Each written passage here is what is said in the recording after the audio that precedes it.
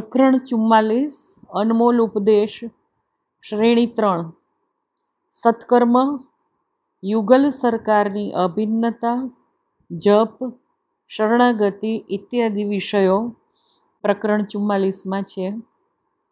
सत्कर्म सर्व प्रकार से उपकारक। वचनामृत प्रथम। आप ईश्वर में माने या न माने, फिर भी सत्कर्म यानी शुभ कर्म हमको दोनों ओर से उपकारक है। ईश्वर भजन के लिए पहले हम पात्र बने, पहले दैवी संपत्ति प्राप्त करें, नहीं तो पात्र बिगड़ जाएगा। पूज्य श्री અહીં સારા કર્મોનું દૈવી સંપત્તિનું મહત્વ સમજાવે છે। કોઈ વ્યક્તિ આસ્તિક એટલે કે પરમાત્મા છે એમ માનનારી હોય તો તેને શુભ કર્મો ઉપકારક એ રીતે બને છે કે તે ભગવત ભક્તિ માટે પાત્ર બને છે। દૈવી સંપત્તિ એટલે કે ગીતાના 16મા અધ્યાયના પહેલા બીજા ત્રીજા શ્લોકમાં દર્શાવેલા ઉત્તમ ગુણો વિકસતા વ્યક્તિ ભગવદ ભજનને યોગ્ય બની અંતે મોક્ષ પામે છે। દૈવી સંપદ વિમોક્ષાય। વ્યક્તિ જો નાસ્તિક હોય એટલે કે પરમાત્માનું અસ્તિત્વ નથી એમ માનનાર હોય તો પણ શુભ કર્મોથી તેનું હિત થાય છે। વેદ કહે છે કે પુણ્યો વૈ પુણ્યેન કર્મણા ભવતિ। મનુષ્ય પવિત્ર કર્મથી પવિત્ર થાય છે, તેને આ લોકમાં પવિત્ર કીર્તિ મળે છે અને અન્ય જન્મ ઉત્તમ યોનિમાં થાય છે। આમ શુભ કર્મો આસ્તિક નાસ્તિક બંને પ્રકારની વ્યક્તિઓ માટે ઉપકારક છે।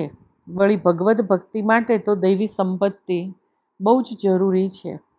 પ્રવચન પુંજમાં પ્રવચન પ્રથમના 1-11 પેજમાં આ વાત આપેલી છે કે દૈવી સંપત્તિ વગર એટલે કે શુભ ગુણો અને કર્મ વગર કરવામાં આવતી ભક્તિથી વ્યક્તિ દંભી બની જાય છે।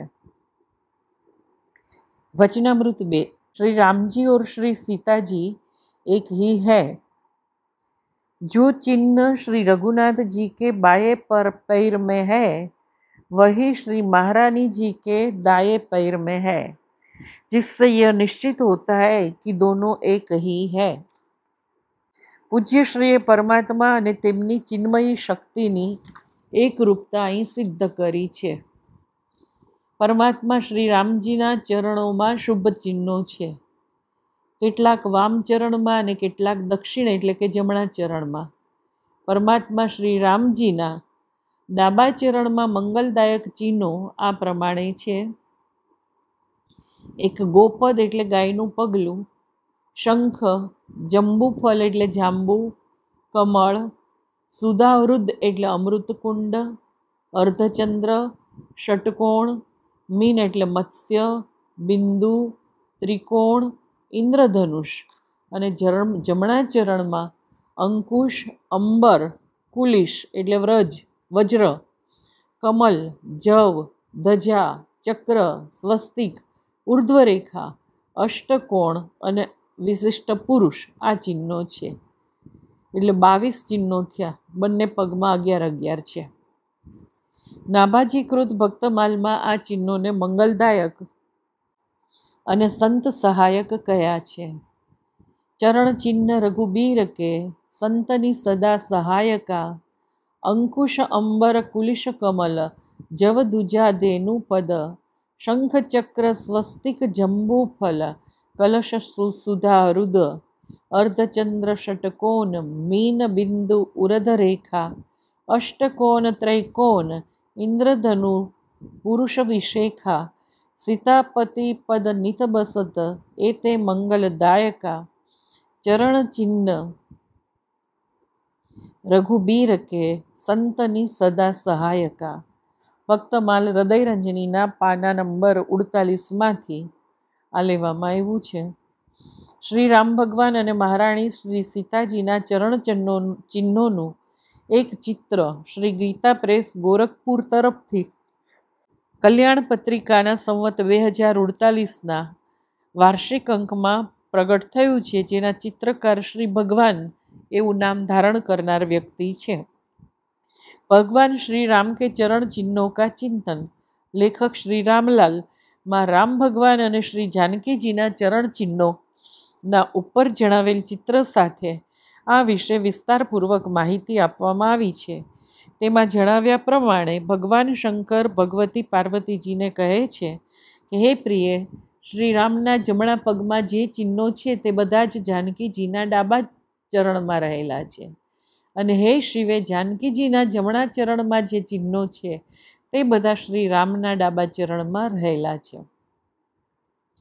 મહારામાયણના 48મા શ્લોકની આ વાત છે. યાની ચિહ્નાની રામસ્ય ચરણે દક્ષિણે પ્રિયે તાની સર્વાણી જાનક્યા પાદે તિષ્ઠન્તિ વામકે. યાની ચિહ્નાની જાનક્યા દક્ષિણે ચરણે શિવે તાની સર્વાણી રામસ્ય પાદે તિષ્ઠન્તિ વામકે. ગોસ્વામી તુલસીદાસજીએ માનસજીમાં પણ ધ્વજા, કુલિશ એટલે કે વજ્ર, અંકુશ અને કમળ આ 4 ચિહ્નો ભગવાન શ્રી રામના ચરણોમાં હોવાનો નિર્દોષ કર્યો છે. તેઓ શ્રીએ પોતાના ગીતાવલી ગ્રંથમાં ઉપર જણાવેલ 4 ચિહ્નોવાળા શ્રી રામ ભગવાનના ચરણ કમળો તીર્થરાજ પ્રયાગ હોવાની ઉત્પ્રેક્ષા એટલે કે કલ્પના કરી છે, અને આ 4 ચિહ્નોને ત્રિવેણીના સુંદર તરંગો અને વમળો તરીકે વર્ણવ્યા છે.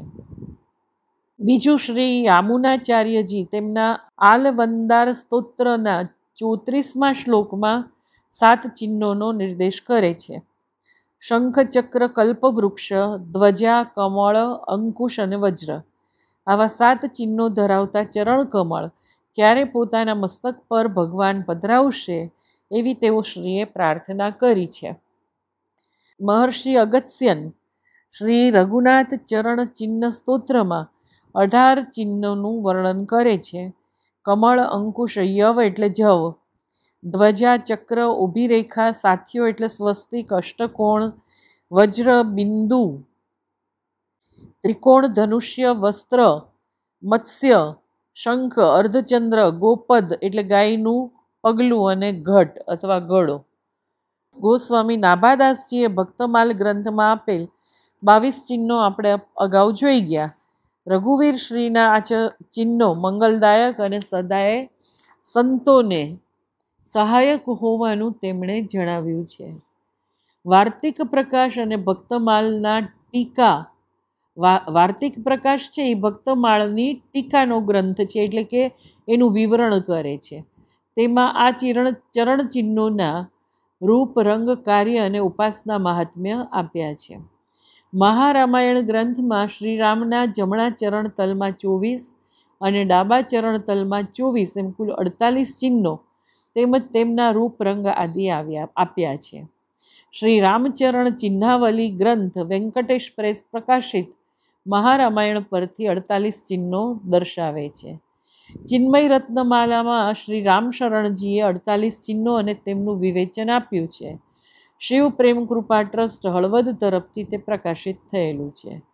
પૂજ્ય સદગુરુદેવશ્રીએ ચિહ્ન સંખ્યા નથી આપી, પરંતુ ચિહ્નોની સમાનતા પ્રસ્તુત કરી શ્રી સીતાજી અને શ્રી રામજીની અભિન્નતા પ્રતિપાદિત કરી છે. આ ગ્રંથના પ્રથમ ભાગના બીજા પ્રકરણમાં શ્રી રામ અને શ્રી સીતાજીની અભિન્નતા પૂજ્યશ્રીએ પ્રેમ સરિતાની વણતૂટી ધારાથી જણાવી છે, અને અહીં પદચિહ્નોનું સમાનતાથી વર્ણન કર્યું છે. એટલે બંને એક જ છે એ વાતને એમણે પદચિહ્નોની સમાનતાથી દર્શાવી છે. વચનામૃત 3. भगवान भक्ति प्राप्य. भगवान भक्ति से ही मिलते हैं. योगियों से हरि भक्त अच्छे हैं. ईश्वर में अत्यंत प्रेम बढ़ाने की क्रिया शरणागति द्वारा होती है. जैसे मछली का पानी के बिना तड़पना, उसको पानी के अतिरिक्त कुछ अच्छा नहीं लगता, वैसे भगवान के बिना रहा न जाए, वही प्रेम भक्ति है. भक्ति बराबर ईश्वर में अनुराग प्रेम होना यज्ञोपवीत कंठी आदि भगवत सानिध्य के चिन्ह है. योगी स्वात्म दर्शन કરી શકે પણ ભક્ત જ પરમાત્મ દર્શન કરી શકે છે. આ જ ભક્તિ અને ભક્તની વિશિષ્ટતા છે.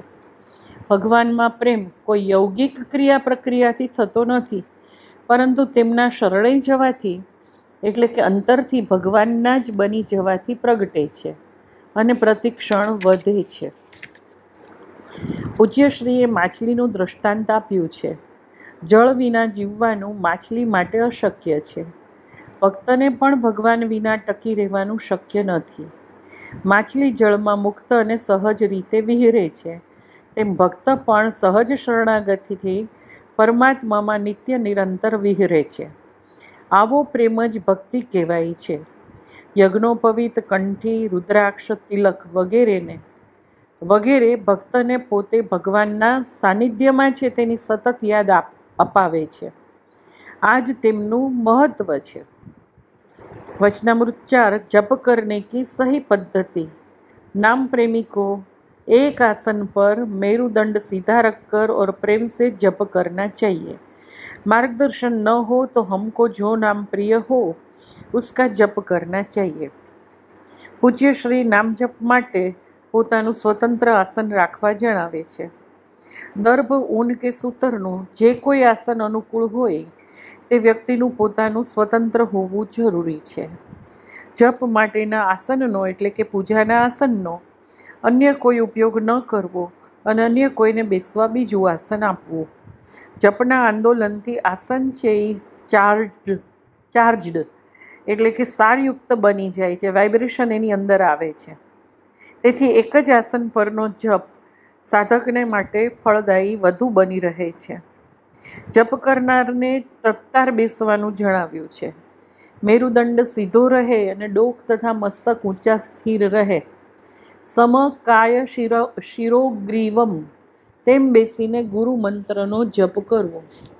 મંત્રના વર્ણધ્વનિથી મનથી કરીએ તો પણ નાભી પ્રદેશની પ્રાણશક્તિ પર પ્રભાવ પડે છે અને મંત્રના આંદોલનથી પ્રાણશક્તિ જાગૃત થાય છે અને ક્રમશઃ ચક્રભેદન દ્વારા સહસ્રારમાં પહોંચે છે. સહસ્રારમાં શિવ સાથે આ શક્તિનું મિલન થાય છે અને પરમાનંદ બની રહે છે. પૂજ્યશ્રીએ જપ પ્રેમપૂર્વક કરવાનું કહ્યું છે. આ ભક્તિ છે અને ભક્તિથી જ સાધન સફળ બને છે. આ માટે પૂજ્યશ્રીનો દોહો ફરી જોઈએ. જપ તપ સંયમ નિયમ વ્રત तीर्थाटन समाधि बिना भक्ति भगवान के बना ये सब उपाधि.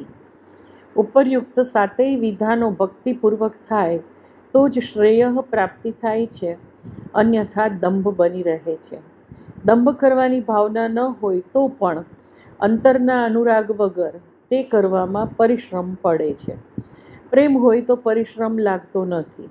પ્રેમ અથવા ભક્તિ નહીં હોય તો આ સાધનોથી કદાચ કંઈ સિદ્ધિ કે શક્તિ મળે, પરંતુ પ્રભુ પ્રાપ્તિ તો ન જ થાય અને અહંભાવ દ્રઢ થાય છે.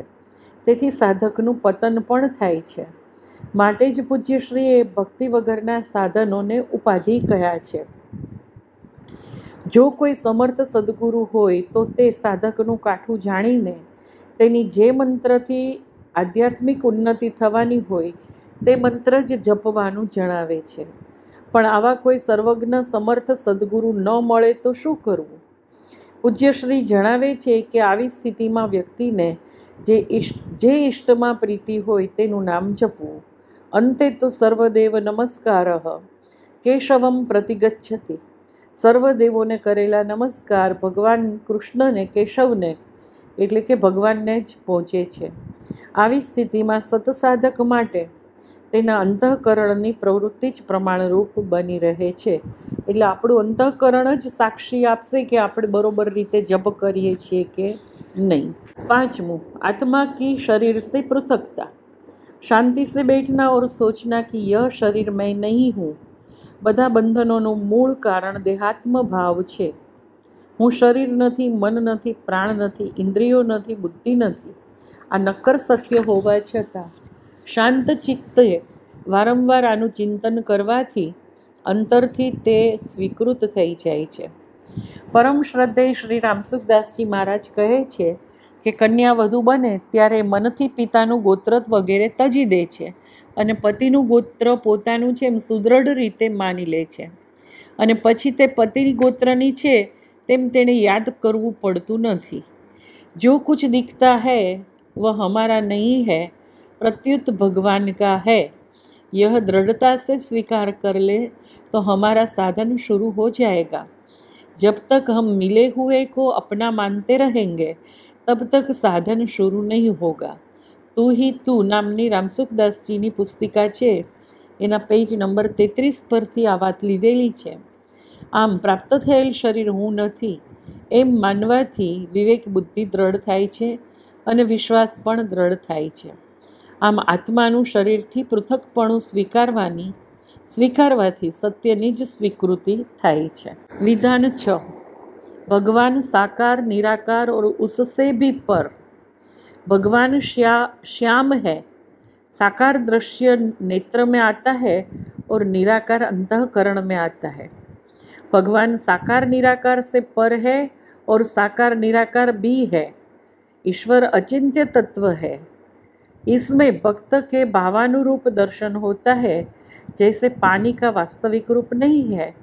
अधिक ठंडी से बर्फ और गर्मी से जलाकार हो जाता है. 7. मन कैसे शांत हो. अपनी पाई छोड़ना नहीं, परंतु अनैतिक के द्रव्य पर लात मारना. जो पर निंदा करते हैं अर्थात जो हमारी निंदा करते हैं उनके ऊपर भी द्वेष भाव न रखकर अपने दोष देखते रहने से हम कर्म से मुक्त हो जाते हैं. मन को इंद्रियों से हटा दो तो बस मन शांत हो जाएगा तत्काल. मन से चैतन्य अलग वस्तु है.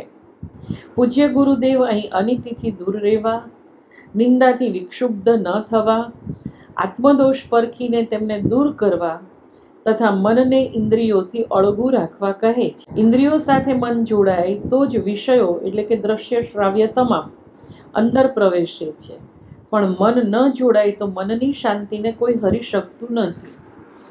મન તરત ચેતન આત્માનો પ્રકાશ પામે છે. આ ચિત્તનું આવરણ જ આત્માને વ્યક્ત થવા દેતું નથી. પ્રથમ મન બહિર્મુખ થતું અટકે એટલે કે ચેતનાભિમુખ બને છે. પછી એ સ્થિતિ પણ અભ્યાસથી નિવૃત્ત થાય છે અને કેવળ આત્મજ્યોતિ જ ઝળહળે છે. આ જ્ઞાન માર્ગ છે. વચનામૃત 8. कर्म और शरणागति.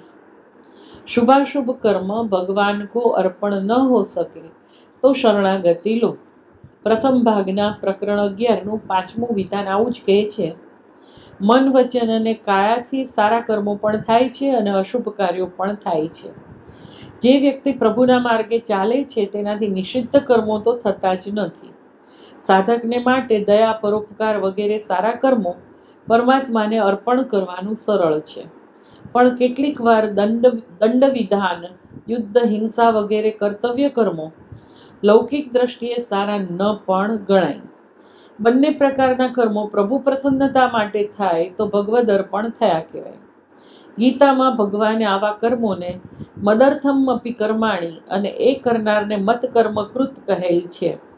આમ શુભાશુભ બંને પ્રકારના કર્મો ભગવદ અર્પણ બુદ્ધિથી થાય તો કર્મનો લેપ ન લાગે, પણ લૌકિક દ્રષ્ટિએ સારા ન લાગતા કર્મો, અશુભ કર્મો ભગવદ અર્પણ કરતા મન ન માને અને શુભ સારા કર્મો કરવાથી મેં સારું કર્મ કર્યું એવું અભિમાન જાગે તો બંધન થાય છે.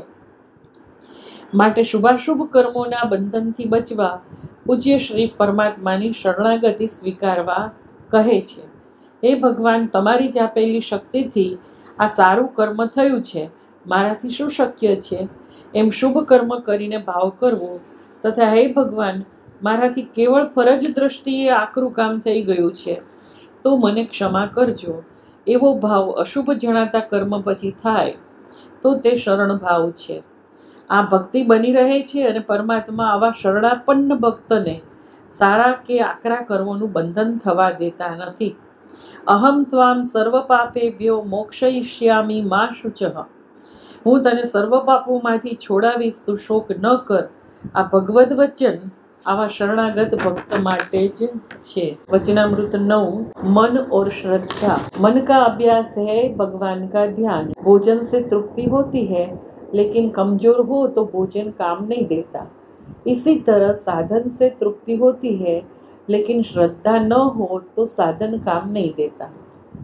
સાધક મનથી પરમાત્માનું ધ્યાન તો ધરે છે, પણ પ્રયત્ન કરવા છતાં ધ્યાન થાય નહીં, એકાગ્રતા આવે નહીં અને શાંતિનો અનુભવ પણ ન થાય, તો આનું કારણ અહીં સ્પષ્ટ કર્યું છે.